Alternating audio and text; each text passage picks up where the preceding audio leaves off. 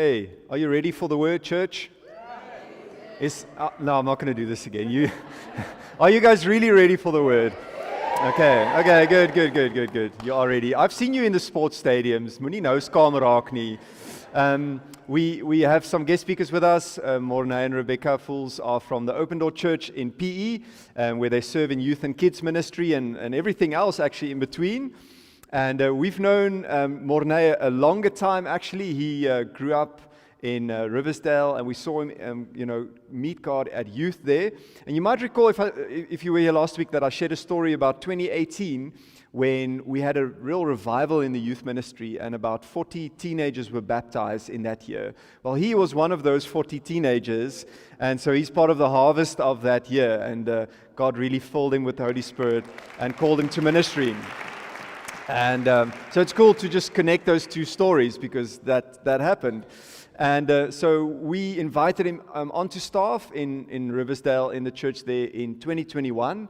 And Mornay and Rebecca got married last year, so hulle is nog vars, niet getroud. They're still holding hands and sitting next to each other and still smiling and all those good things.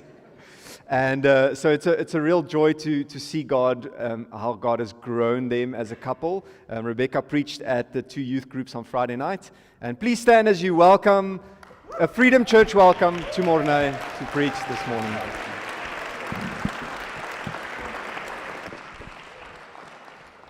Good morning. You can sit. Awesome. Isn't it amazing to be in the house of the Lord? Can I just say something that I'm always so aware of is that church is not the building.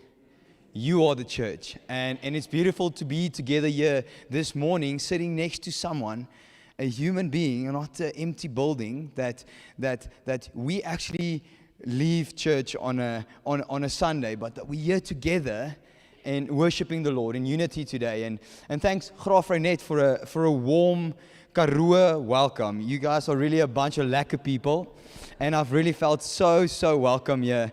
And then I just want to honor Yanni and Simon. Thank you so much for everything that you sowed into my life, and that I'm really a testimony of God's work, but also faithful people that hears God's voice for the next generation. So it's really awesome to be here this morning. And before we start, let's just pray together. Thank you, Father God, that we can take a small moment, Lord, and just become aware of your presence, Lord. Lord, thanks that nothing that we do here today is about ourselves to glorify any human needs or desires, Lord, but that we're here to glorify you, Lord. We're here to exalt your name, Lord. And everything we do and say here is worship to you, Lord. Lord, and is anything out of our mouths and everything that we do is not out of a posture of humbleness and worship towards you, Lord, I pray, Lord, that you'll come and change our motives and just edify and sanctify our hearts with your truth and your word, Lord. Thanks, Lord, that you open our hearts today, Lord, and that you change perspectives, and that you heal and set free like only you can, Lord. Like only you can. In Jesus' mighty name, amen. Amen. I don't know about you, but I get excited when we speak about the Word of God. And the Word of God is so powerful. And we live in a day and time where truth is become relevant. And it's almost like adjustable, and it's distorted and not really always the truth. Now, we don't live by my truth or someone's truth or the world's truth. We live by God's truth. And in John 17 verse 7, we read, and it states there that sanctify them by the truth. Your word is the truth. Not Mornay's truth, not LGBTQ's truth, not this truth, not that truth, but your truth. God's truth is the ultimate truth. And see, often, it so easily creeps in that the Word of God becomes a cliche in our life. Now, I don't know if you know the definition of a cliche, but a cliche is a phrase that's overused, an idea that's been used so much, and it's kind of like not so effective anymore. It's lost its power. And it kind of like went off the path of the original meaning of that specific phrase or definition. And I truly believe that God calls us to read His Word as the ultimate truth again. See, it so often happens when we read a scripture, we put it on our fridge and we put it on our bumper car, like, God, give me patience, and then in traffic you, toot, toot. I'm from a small town, and so often I still get road rage. I'd rather stay at home. I send my wife to the shops because I can't handle the traffic in the city. But we so easily read a scripture and we're like, oh, that's amazing. It's God's truth. And 5 minutes later, we experience and we live out exactly the opposite what we've read. So we move off the truth that we just read, and God's word is never not powerful. His word's the same yesterday, today, and forever. A lot of things may change, but God's word never changes. It's always the same, constant, and it's reliant, and it's consistent. See, if God's word is the truth, then our emotions, feelings, hurts, and perspectives doesn't have the final say. God's word has got the final say in our lives. And I want to encourage us with the scripture this morning, and I truly believe God calls us to walk easy. And it's this amazing scripture, Matthew 11, verse 28 to 30, and it's almost like one of that cliche scriptures in the Bible, and understand what I'm saying. I'm not saying God's word is cliche, but it often gets watered down. It gets used as general phrases and terminology. It's just something that we throw out there, and I hope it does something, you know. But God's word is not like that. God's word is powerful, it's at work, and it's the truth. And we should measure everything according to God's word. That's the thing that we measure everything. If someone tells you, does it align with God's word? And that should be the foundation. And the scripture says, come to me, all who are weary and burdened. I will give you rest. Take my yoke upon you and learn from me. For I am gentle and humble in heart, and you will find rest for your souls. For my yoke is easy, and my burden is light. Oh, it's scary sometimes when we walk into church and we see that the people in church looks more heavy burdened than the people out there. That's scary. Yet, we read the truth of God, and God says, come to me, I'll give you rest for your soul. I will take your heavy burden. Take my yoke upon you, that's easy, and my burden is light. But we walk around like we've got the world on our shoulders. See, I believe God calls us to walk easy, and He's already done everything to carry that heavy burden for you. And there's a very specific burden that I want to speak about today, and I've did a Google search. We do it often. Who Googles every day? Like I Google every day. God's word is the truth. Make sure we don't live by Google's truth. And I Googled, what is one of the most crippling things in church currently? And this is a perspective of a bunch of random people right across the world, and what, according to them, is crippling to the church in this day and time. Okay, and I must say, I agree with a lot of it. And unforgiveness acts as a cancer in the body of Christ. See, it's eating away at the congregation's unity, and the spiritual power and the witnesses in the church. It eats away. See, someone else said it's easy to see why there's so many prayerless and powerless churches. Forgive one another, even as God in Christ forgave you. Wow, isn't it sad that someone says the church has become prayerless and powerless because of unforgiveness? Wow, that's such a a shock. The biggest hindrance in church growth in this association in the attitude of unforgiveness. See, I found in the smallest of church to the biggest of church in which brothers and sisters cannot forgive one another. Big, small, doesn't matter what denomination, not domination, God dominates the world. Denomination.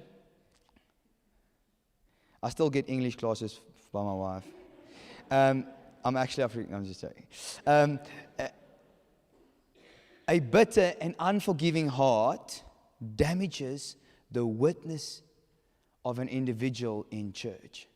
Now we read all these things and we can see and we can hear that unforgiveness is so crippling for the church. And I have a testimony that I would like to share with you today, short. And I originally was born in the Northwest, and nothing good comes out of the Northwest. And I'm just joking. And I was born and I grew up in a family where my parents was already separated even before I was born, and they slept in different rooms and there was fights all the times.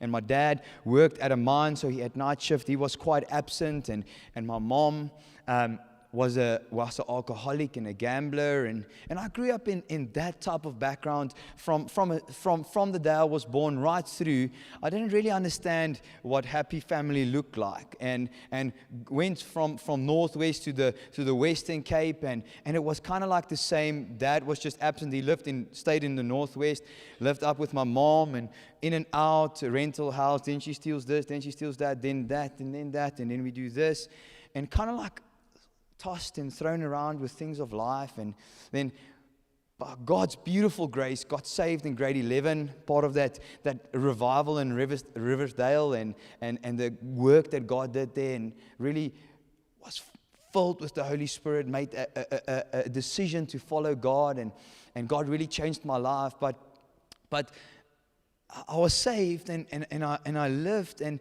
got into church serving and joined teams and everything, but there was definitely clear something lacking in my life. I was still walking with a sense of a burden. And first year out of school, I matriculated 2019, 2020, started studying, but I became so sick as a 19-year-old young man, and it was so crippling. I went to so many different doctors and specialists, and they just couldn't find out what was wrong with me. They took out my tonsils and thought that was intoxicating my body. They couldn't find what was wrong, and I remember I was so discouraged, but the church welcomed me in and really just tried to help me steward and guide through this season. And I remember so vividly, I was doing a wholeness course back in Riversdale about past hurts and dealing with past hurts and stuff like that. And I was sitting in the baby room / kids church area, and we were in a phase of the course that we had to forgive.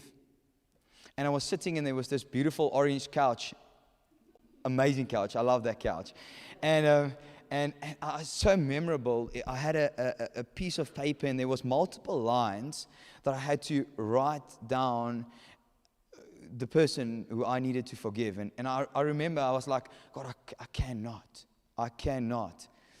And I just felt the Holy Spirit and God really putting on my heart that I need to forgive. And I wrote over all the lines. There was multiple. I wrote all the lines. I forgive my mom. And that was a very distinctive, amazing turning point in my life. And I remember so vividly the week after that, I started feeling like, wow, this burden is lifting off me. Like, I remember so vividly that I got healed. Like that sickness in my body just disappeared, and it was like kind of like unexplainable how I got healed from all the things that I went to specialists for so many doctors and things. And I truly believe that unforgiveness is so crippling to the church, and unforgiveness is a burden. Unforgiveness creates bitterness, and bitterness is a burden. Bitterness creates offense, and offense is a burden. And I believe God calls us to walk easy. That's what he says, not in his cliche word, but in his truth. He says, my yoke is easy and my burden is light. See, unforgiveness becomes a heavy burden to carry. It creates distance between people, sows division among believers, and it shifts our focus away from God onto our hurts and offenses. And God doesn't want you to walk with that. See, the very essence of what Jesus did on the cross is all about forgiveness. See, we are all sinners and we fall short of God's glorious standards, and sin created the separation between us and God. But God said, I've got a plan to reconcile my children to me and bring them back to Himself. From the sacrifices in the Old Testament to the New Testament, God's revealed His very intentional plan of forgiveness. And it's very evident in His Word.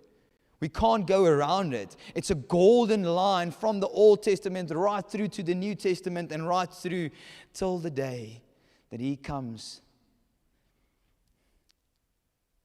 And I think, I really, really think that us as children of God need to stop avoiding forgiveness and rather work through forgiveness head on, because there's something beautiful on the other side.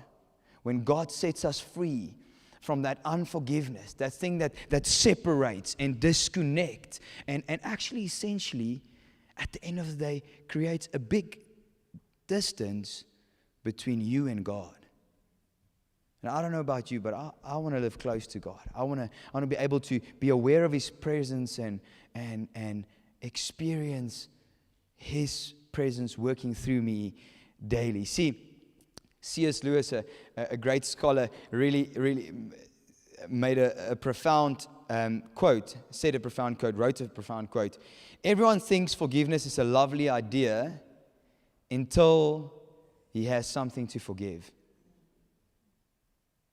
Everyone thinks it's great, and maybe we take it so lightly. But what we're trying to say with this quote is that it's not something that we can take just lightly and avoid and try to work around it. We need to make an intentional decision to walk and work through it. And there's this beautiful scripture. Man, I love scripture, and scripture is so powerful. And I want to encourage you that yes, we have time on a Sunday here to read through a few scriptures, but it's not just a few scriptures. It's the Word of God that needs to transform, purify, and transform us into a more likable image of what God wants us to be, more like Jesus. And so don't neglect reading your Bible when you leave the church building. Go home and study it for yourself. Study it for yourself. You can't piggyback on the leaders in the church to give you a revelation of the scripture. You need to wrestle it out with God yourself. It's very important. And there's Matthew 18. It's a beautiful passage, and there's a lot in that, and we're going to touch a small bit of it. So go and read it yourself, and ask God to reveal His heart to you Himself. Okay, so in this passage, it starts at Matthew 18 verse 15. We read, "If your brother sins against you," and it gives you a few practical things that will help you to resolve some problems. If someone sinned against you, like go to your brother in private. Okay, and what do we often do? We start to gossip. Yeah, the Bible instructs us, advise us to go sort it out in private, yet we go to, I know, did you see that person did this and that, and then it all becomes a sudden a big gossip story, and then the tails get added, and then it becomes from a little problem to one big problem that sows so much division. And then in Matthew 18 it goes on into the story of the unforgiving servant. And there's so much to dive into in this scripture, but we clearly see that forgiveness is not an option for us as children of God. It's not an option for us to decide if we would like to, or consider, or maybe to go pray a few months about it. No. It's quite clear. God doesn't have to write, please forgive, with lightning on the tar road for you to forgive someone. It's quite clear that we need to take that step in the direction of forgiveness to forgive someone. And it's not a suggestion, it's actually a command. God commands us to forgive. And we read it in His beautiful word, Matthew 5, verse 23 to 24. We read, so just in context of this scripture, in the Old Testament, for them to be reconciled with God, they had to bring gifts and offerings, and they had to slaughter animals and bring stuff to the altar to be reconciled with God. Okay, so the context of this is offering and gifts to be reconciled is very important. It's something that you can't take lightly. It connected you again with God, and this scripture is in context of that. Matthew 5, verse 23 to 24. So if you are offering your gift at the altar, and there you remember that your brother has something against you, leave your gift there at the altar and go. Okay, leave your gift there. Just don't worry about your gift now. First, be reconciled to your brother, and then come and offer your gift. Wow. God says, leave that now. Just go be reconciled with your brother. This is quite important. I don't take it lightly. This is not something insignificant. But what's more significant is to be reconciled to your brother. Make that distance disappear between you and your brother. See, we don't have to give the devil a big foot in the door for him to come and disrupt. You just give him a small gap, and he will surely come, and he will come to destroy and take apart and kill and really walk around like he's got the victory. God's got the victory, and He's already paid the price, and we walk from that. But don't go and don't come to church and stand here in worship not being reconciled with your brother, and go out and go, before you go anywhere, actually be reconciled with your brother. That's what the Bible commands us. Ephesians 4, verse 25 to 27. Therefore, having put away falsehood, let each one of you speak the truth with his neighbor. For we are members one of another. Be angry and do not sin. Your Father will not forgive your sin.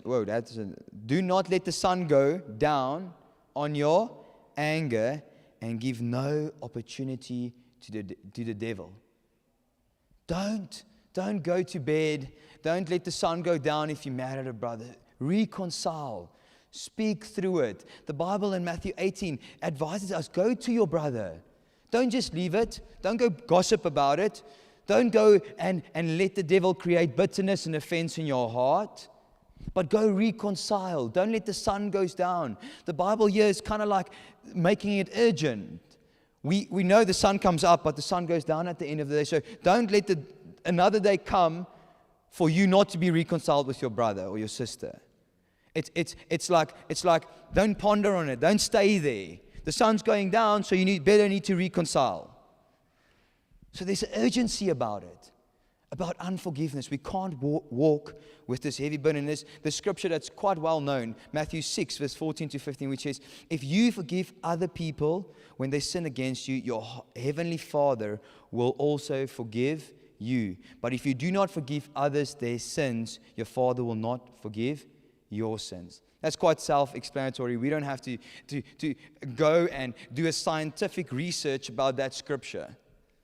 It's quite clear that we need to forgive. See, there's something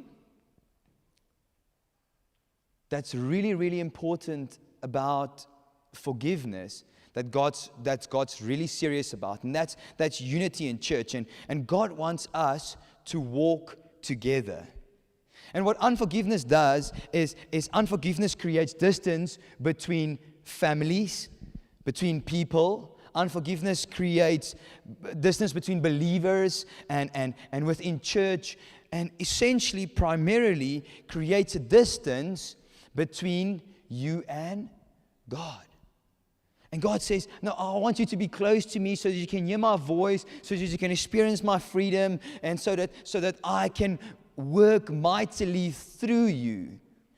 But when we have unforgiveness, we allow a distance between me and God. See, God is the perfect example of unity. Father, Son, Holy Spirit. What a beautiful community in unity. God really, really values unity, and God blesses unity, and it reflects His heart in the church.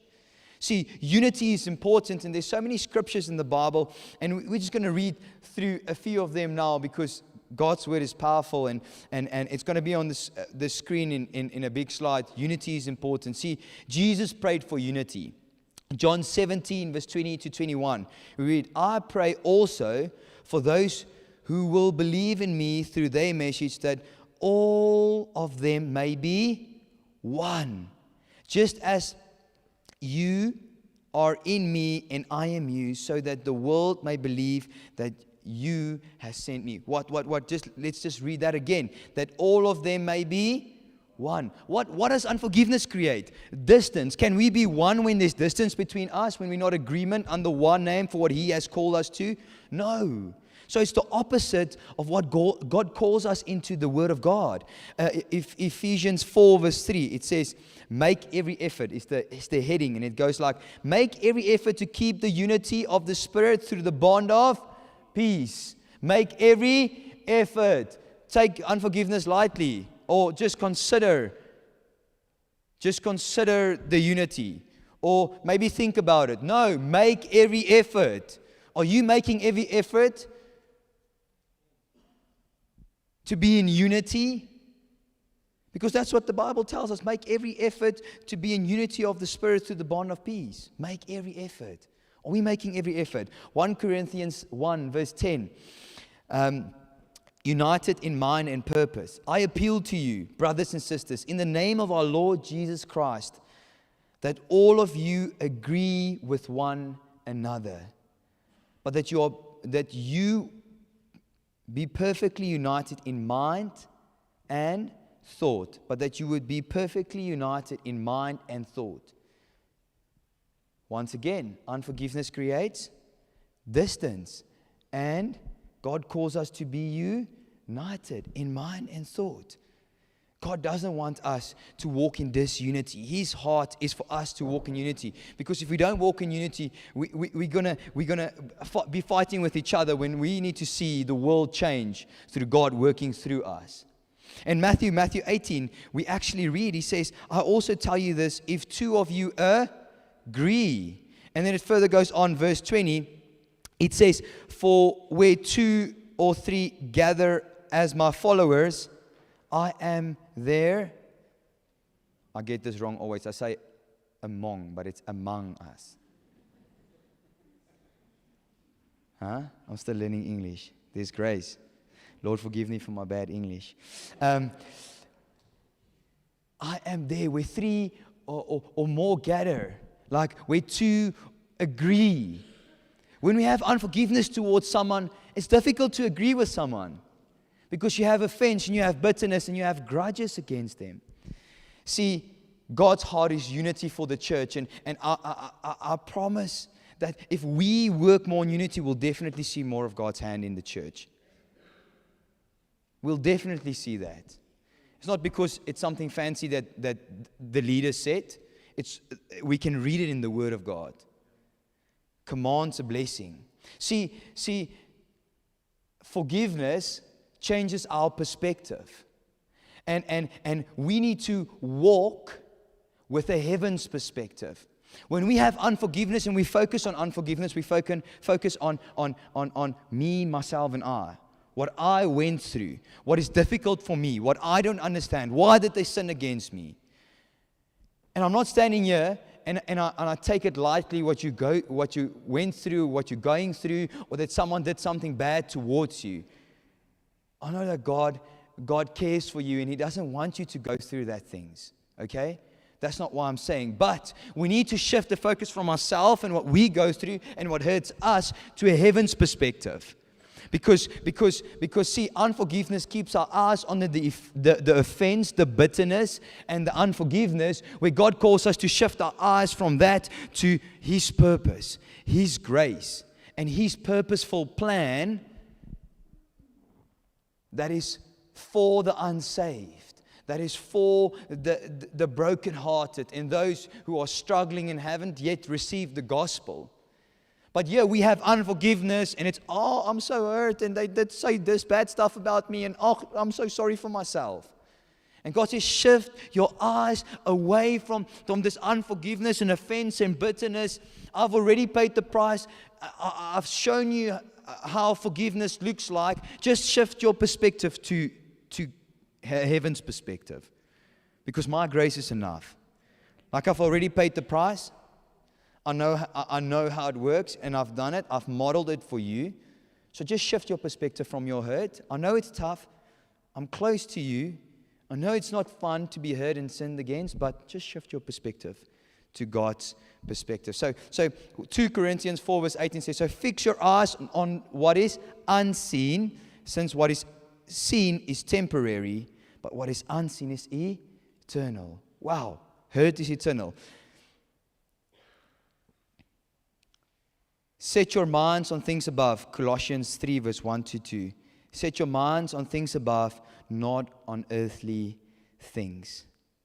See, Luke 9 says, if anyone would come after me, let him deny himself, take up his cross and follow me.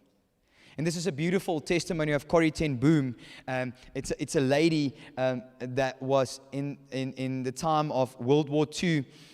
The Nazis, they really did so many bad things, and we don't have to go into the detail of that. But she went through a tragic time in her life where they tried to keep people safe and hide them from the Nazis, and tried to keep them safe in a way. And for that, they got into trouble. They took them and threw them into a concentration camp, and we don't have to go into that detail either, but they were treated very badly, and they were tortured and hurt in many, many bad ways. In such a bad way that she lost her sister in that whole concentration camp situation. And through it all, she stayed faithful to God, and she made sure and to not get stuck into offense and unforgiveness, and kept preaching about God's love and His forgiveness.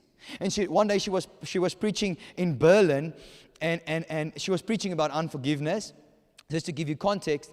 And one of the guards that was torturing them in the concentration camps came up to her, and he went like, I had an encounter with the Lord, and I understand something about forgiveness, but I really felt in my heart that I need to ask for forgiveness. And Corrie ten Boom, in a video, and I'm paraphrasing, and she's like, she felt so much hatred, and she's like, how could I forgive? But also in that like internal struggle, she felt how the Holy Spirit just poured out love in her heart to be able to forgive someone that was responsible for the death of her sister. See, we need to shift our perspective from what we experience in our emotions. Our emotions are so up and down, to a heaven's perspective.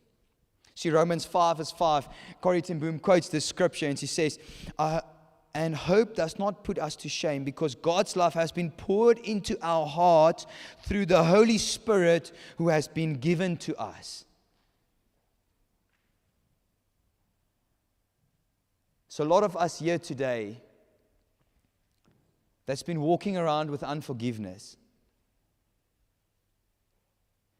And there's a quote from Corrie ten Boom that says, forgiveness is setting the prisoner free, only to find out that the prisoner was me.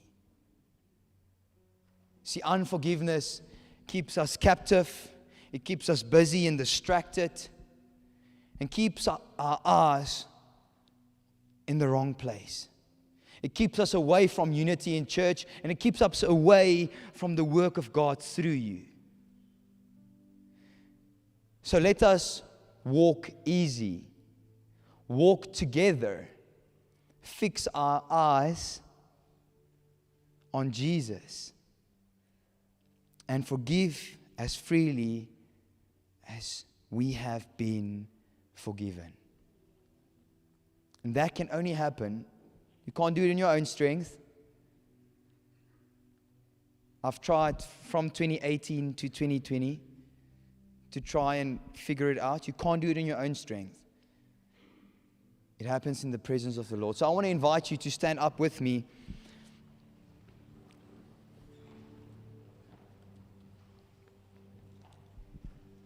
And just for a moment, close your eyes. And one of the most beautiful things about understanding forgiveness is to realize that you are a sinner yourself. And that you need forgiveness from God to be able to be reconciled with Him. In 2018, I had to make a very intentional decision and got to a really big revelation that I need saving. And I needed to make a decision to follow Jesus. And maybe you here today, and you've never made that decision. See, sin creates separation between us and God. But God loved us so much that He sent His only Son to die on the cross so that He can cancel that separation and be close to you. And it's a free gift today. See, it's not by works that you are saved, but faith in Jesus Christ. But it does take a step from you to say, yes, Lord, I realize I'm a sinner and I'm in need of a Savior. And if you're here today and you've never made that intentional decision to follow Jesus Christ, I just want you, everyone's eyes closed, just pop your hand up in there. If you've never made that decision to follow Jesus, and you said, I've never said yes to the Lord, I've never admitted that I'm a sinner and I need a Savior. God is so willing to come and show Himself to you in this time. But I also want to pray another prayer this morning. Maybe you've been walking around with a lot of unforgiveness in your heart, bitterness, offense. See, that also creates a distance between the people around you and a distance between you and God. And I don't know about you, but I don't want distance between me and God. And I know that's not God's heart. That's why He sent His only begotten Son to cancel that distance so that you can be close to Him this morning. So if you walk around and you've got unforgiveness towards someone, maybe a family member, maybe someone in church, maybe unforgiveness towards yourself, you say like, I did such a bad thing. How can God forgive me? I want to invite you to come to the front. And it's nothing weird. It's nothing. It's just an action that you take, a physical action to say, Lord, I want to lay down this unforgiveness at your feet so that I can be close to you.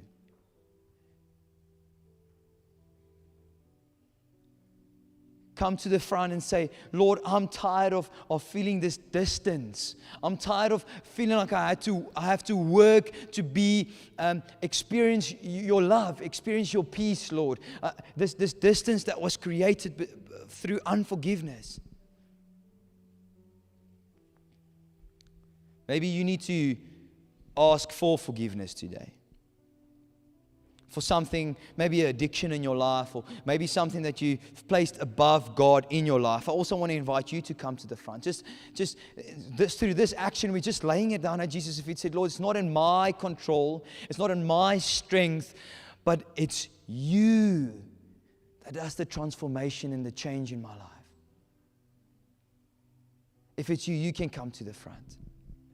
We just want to pray with you. Thank you, Father God, that you're a loving Father that takes care of your children, Lord. Thanks that your heart is unity and you want the church to live close to each other, Lord. Lord, thanks, Lord, that you paid the price for every separation that is currently happening and will happen, Lord. Thanks that you are taking that separation and distance away now, and that you reconcile, Lord. Thanks that you heal. Thanks that you take care. Thanks that you look after. Thanks that you are consistent. Thanks that you are reliant. Thanks, Lord, that your word doesn't wither and age and get tossed and thrown by the things of this world, Lord, but that your word is true yesterday, today, and forever, Lord. And whatever I experience or whatever I go through, emotions I experience, Lord, your word never changes, Lord. And your invitation stands, come to me, all who are weary and burdened, because my yoke is easy and my burden is light. If you're here this morning and you say, I feel burdened. I feel burdened by things of this life, I also want to invite you to come to the front. We want to pray with you. We want God to set you free so that you can walk easy with Him. If you feel burdened and heavy this morning, God's heart is not for you to walk around with the world on your shoulders. He already carried that heavy weight for you. Thank you, Jesus, that your yoke is easy. That doesn't mean that life is going to be without problems and struggles. But what it does mean is that you know where to go.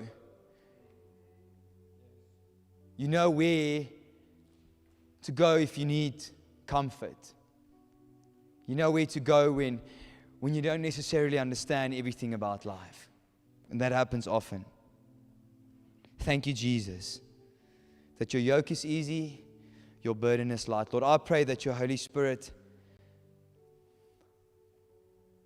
will transform and change, Lord. That we will become aware of the work of God in our lives, and that we will never lose the desire to see more of you. Never lose the desire to see more of you, Lord. And keep on asking for more of you. Lord, we pray that in your mighty name, Lord. Amen.